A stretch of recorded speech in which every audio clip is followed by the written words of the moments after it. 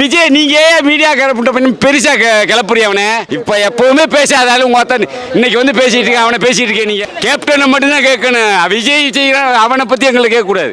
புறம்போக்கு 2006 அறிவிச்சிருக்கலாம், 2011 அறிவிச்சிருக்கா, 16 அறிவிச்சிருக்கா. வடிவேல் என்னாச்சு? வடிவேலுக்கு இது என்னாச்சு? அதே மாதிரி அங்கேயே வச்சு மிதிச்சிருப்போம். ஒரு வாழ்க்கை தாண்டா, வாழுங்கடா, அருணா கயிறை கூட அத்துட்டு போயிடுவாங்க. பார்த்துக்குவோம் பாரு. தலைவர் சொல்ற மாதிரி எங்களுக்கு வேணாண்டா, உங்க காசு எங்களுக்கு எதுக்குடா? இன்னைக்கு நீங்க விஜயகாந்த் தெளிவா காட்டியிருந்தீங்கன்னா உங்க மேல 234 தொகுதி தேமுதிக மட்டும்தான் இருக்கும், வேற எவரும் இருக்க மாட்டான். அன்னைக்கே 205 சீட்டு எம்ஜிஆர் சாதிக்கல, காமராஜர் சாதிக்கல, அண்ணா சாதிக்கல, கலைஞர் சாதிக்கல, ஜெயலலிதா சாதிக்கல, விஜயகாந்த் சேர்த்தாரு. அன்னைக்கு ஏடிஎம்கே அதுக்கு முன்னால கூட்டணி வைக்கலையா?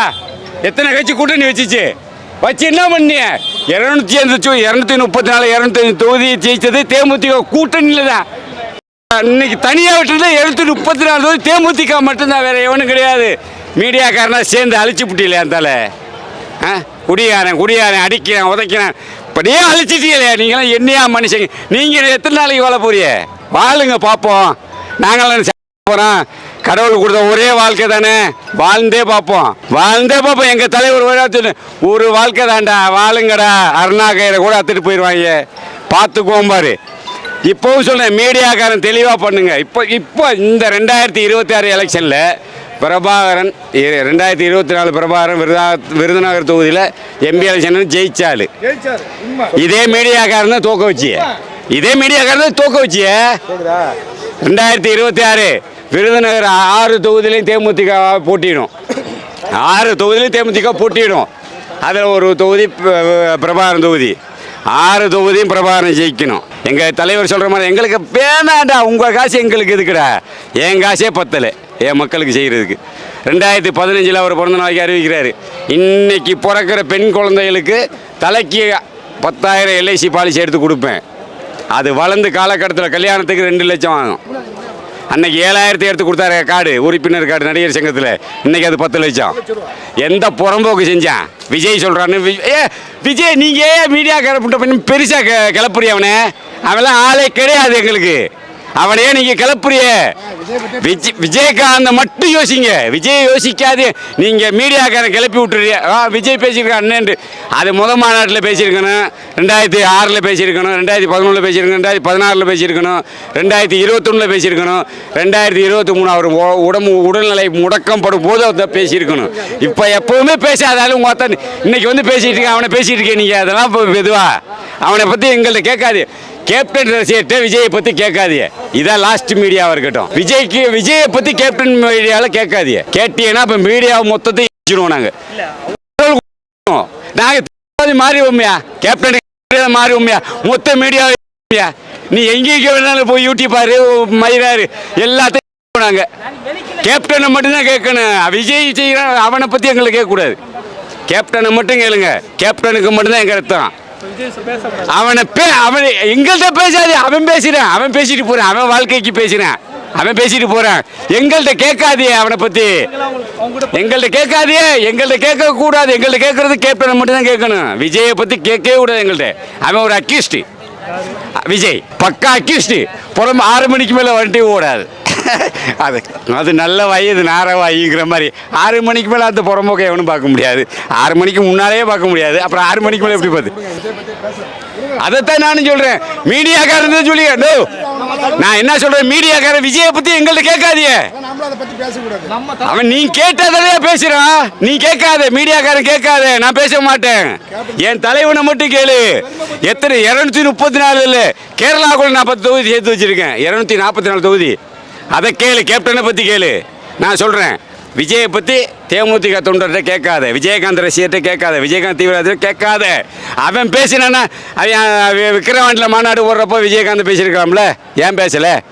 அங்கே பேசினா பருப்பு எடுக்காது, இங்கே உப்பு தண்ணி இல்லை. அதனால் இங்கே வந்து பேசி ஒரு மயிரும் கிடையாது. நான் பிடுங்கி கூட எரிஞ்சிட்டு போயிடுவேன். மொத்த நாளாக 38 வருஷமாக இருக்கேன். அவெல்லாம் கிட்டத்தட்ட ஒரு 40 வருஷமாக கூட இருந்தாலும் புறம்போக்கு 2006 அறிவிச்சிருக்கலாம், 2011 அறிவிச்சிருக்கலாம், 16 அறிவிச்சிருக்கலாம், 21 அறிவிச்சிருக்கலாம், 24 அறிவிச்சிருக்கலாம், 23 ரொம்ப உடல்நிலை குறைவில் இருந்தார். அன்னைக்கும் கூட அறிவிக்காத பாடு லவடக்கா பால் புறம்போக்கு இன்னைக்கு வந்து அறிவிக்கிறேன். என் அண்ணன் மதுரை மாநாட்டில் போட்டு இல்லைன்னா வெளியே வர முடியாது அவன். அன்னைக்கு அவன் அறிவிச்சதுனால தான் வெளியே வந்தான். அறிவிக்கலாம் வெளியே வந்திருக்கோம். அங்கேயே வச்சு மிதிச்சிருப்போம். வடிவேல் என்னாச்சு, வடிவேலுக்கு இது என்னாச்சு, அதே மாதிரி அங்கேயே வச்சு மிதிச்சிருப்போம். எங்கள் மதுரை மாவட்டத்தில் வச்சு மிதிப்போம். வச்சு செய்கிறது இல்லை, வச்சு மிதிப்போம் நாங்கள். அவன் அண்ணேன்னு சொன்னதுனால மாமா பழைய மலையாளத்தில் வருது மாமா. எந்த தொகுதியில் நிற்கிறாரோ அந்த தொகுதியில் கொஞ்சம் வச்சு செஞ்சு விடுங்க. 2014 தான் இழந்துட்டோம். 2026 இழக்க மாட்டோம். 2016 மக்கள் நல கூட்டணி முதலமைச்சர் ஐயா. உங்கள் மீடியா தானே, மீடியாவில் நல்லா யோசிச்சு பாருங்கள். எத்தனை தலைவர்கள் இருக்காங்க, எத்தனை கட்சிக்காரர் இருக்காங்க. எவனாவது வர முடிஞ்சா? 2006 எலெக்ஷன் சேர்ந்து முதல் எம்எல்ஏ, 2011 எதிர்கட்சி தலைவர், 2016 முதலமைச்சர் வேட்பாளர்.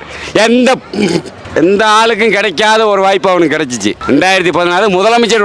அதுக்கு இவர் கட்சி ஆரம்பிக்கிறவங்க இருந்த ஆட்கள் எல்லாம் கூட இருக்காங்க. யார்? வைகோ, திருமாவளவன், மூப்பனார், காங்கிரஸ், ஜிகே மூப்பனார் குரூப்பு எல்லாமே இருந்துச்சு. ஆனால் முதல் வேட்பாளர் யார்? கேப்டன் விஜயகாந்த். 2016. அதுக்கு மேலே என்னையா வேணும்? அதுக்கு மேலே என்ன வேணும் எங்கள் தலைவனுக்கு? அதான் சொல்கிறேன்ல, நீங்கள் கடவுள்னு சொல்லி ஒரே வார்த்தையில் க்ளோஸ் பண்ணி விட்டுறீங்க. அதெல்லாம் பண்ணாதீங்க. அவர் செய்த நன்மைகளை சொல்லுங்கள்.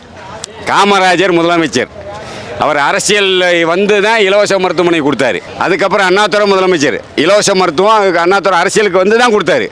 ஆனால் எங்கள் தலைவன் 85 இலவச மருத்துவமனை, சாலை கிராமத்துக்குள்ள ஆண்டாளர் இலவச மருத்துவமனை வச்சு 25 ஆண்டுகளாக சுய சம்பத்து இலவச மருத்துவம் கொடுத்தாலியா தெரியுமா எல்லாருக்கும்? நான் போய் ஊசி போட்டிருக்கேன். நான் ஆரஞ்சு சாலை வேலை பார்த்து ஊசி போட்டிருக்கேன் 25 ஆண்டுகளாக. முடியலை. மனுஷன் எவ்வளோ தான் கஷ்டப்பட முடியும்? இன்றைக்கி வாங்குறேன் 200 கோடி விஜய்னு சொல்கிறீங்களே, அவன் 200 கோடி சம்பளம் கம்மியாக இருந்தால் வாங்க மாட்டேன், படம் போக மாட்டேங்க. எங்கள் ஆளு 1 லட்சத்தை தாண்டலை. அந்த லட்சத்துலேயும் இலவசம் கொடுத்தாரு மருத்துவத்தை. உங்களுக்கு 200 கோடினா யார் சொன்னது உங்களுக்கு? அதெல்லாம் எல்லாம் சொல்லுவாங்க. எங்கள் பேட்டியை விடுங்க, எங்கள் பேட்டியை விடுங்க, இருக்கு எங்கள் பேட்டியை விடுங்க, எங்கள் பேட்டியை விட்டுருங்க. நீங்கள் பொதுவாக எடுத்து ரங்கராஜ் பாண்டேன்னு ஒரு மனிதர் இருக்கார், பப்ளிக் மீடியா. ரங்கராஜ் பாண்டே அறிவிக்கிறப்போ என்ன அறிவிச்சாருன்னா, அதாவது ஒரு முஸ்லீம் மதத்தில் ஒரு விருந்துக்கு போகிறேன்னா நான் இந்துன்னு தெரியக்கூடாதுன்னு அழிச்சிட்டு போகிற ஆள் கிடையாது. விபூதியோடு போய் உட்கார்ற ஆள். தன் அணியில் படுத்தவர் அணின்னு ஒரு இருக்காத ஒரு கட்சி எதுனா தேமுதிக தான். சிறுபான்மை பிரின்னு வெல்லாத வச்சு ஒரு தேமுதிக தான். இப்படியெல்லாம் எம்ஜிஆர் கூட அதை வச்சுட்டாயா, விஜயகாந்த் வைக்கல. ஏன் வைக்கல? என் மக்கள், என்னோட மக்கள், என் மக்களை நான் பார்த்துக்கிட்டே இருப்பேன். நான் இன்னைக்கு காலையில் வேலைக்கு போகிறேன், ஷூட்டிங் முடிக்குது, பார்க்குறேன். ஏம்மா அது செய்யட்டும். அவரே வருத்தப்படலையே. 2016 அப்புறம் அவரே வருத்தப்படலையே. என் மக்கள் நல்லா இருக்கட்டும். அந்த வருத்தத்தில் தான் அவர் போயிட்டாரு. அதெல்லாம் கிடையாது. அவருக்கு வேற பிரச்சனை எல்லாம் இருக்குது. அதெல்லாம் வந்து நம்ம உடல் ரீதியாக இருக்க பிரச்சனை நம்ம பேச முடியாது. ஒரு காரணம்ன்றா, அதுதான் காரணம் சொல்ல, அதுவும் ஒரு காரணம்.